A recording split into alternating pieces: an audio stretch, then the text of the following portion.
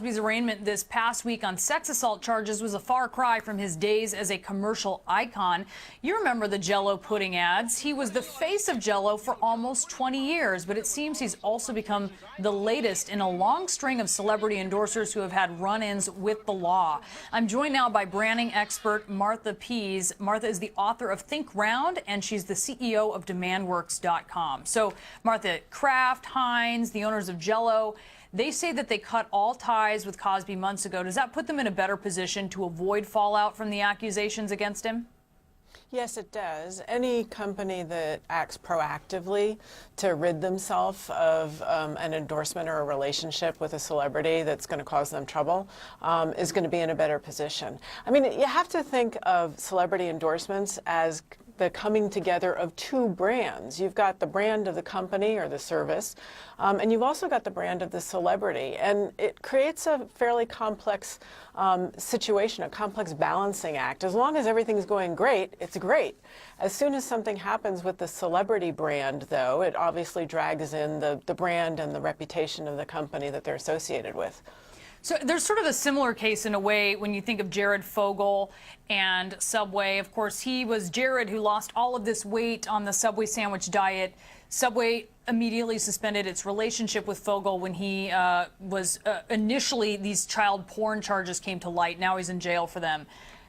He was still active with the company when the claims were against him came out, maybe unlike or not unlike Bill Cosby, but I think sort of his heyday was a long time ago. How does a company recover from this type of negative exposure? Well, the company has done actually a pretty good job of taking steps over time to disassociate themselves from Jared, and they're on the upswing, I think, in terms of their brand reputation, taking an independent turn from what was the legacy of the association with Jared. Now, remember, Jared wasn't a celebrity before he became the spokesperson for Subway. He became a celebrity because of the Subway brand, which actually gives the Subway brand a little bit more resilience in terms of how consumers are going to respond.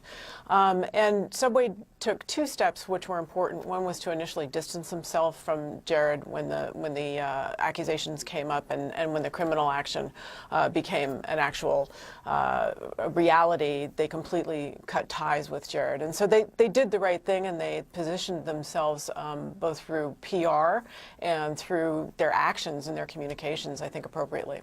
What about Kate Moss? She lost deals with H&M, Burberry, Rimmel London, Chanel, and that all of this came after these photos surfaced in 2005 that seemed to show her using cocaine. When you look at issues of drugs, say, instead of something like child porn, instead of sex assault in the case of Bill Cosby, are those treated differently at all? Chanel said, you know, they were dropping her, but it didn't have anything to do with the drug claims.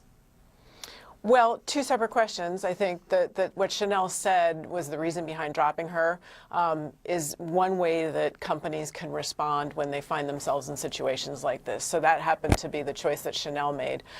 But the interesting question is, embedded in what you just asked is, you know, Kate Moss wasn't prosecuted for drug use. It was something that was done in private. It happened to be caught in a photograph, and it happened to be, you know, sent out through social media so that it was seen by people. And some companies did, in fact, choose to either distance themselves or to cut off their relationship with Kate Moss. Others didn't. She kept some endorsements and some brand relationships in place. Some companies stuck with her and stood behind her. But I think the question is it criminal versus is it something that happened in private that may be unfortunate, you may not agree with, but it's not criminal? All right, important distinction there. All right, Martha Pease, thanks so much.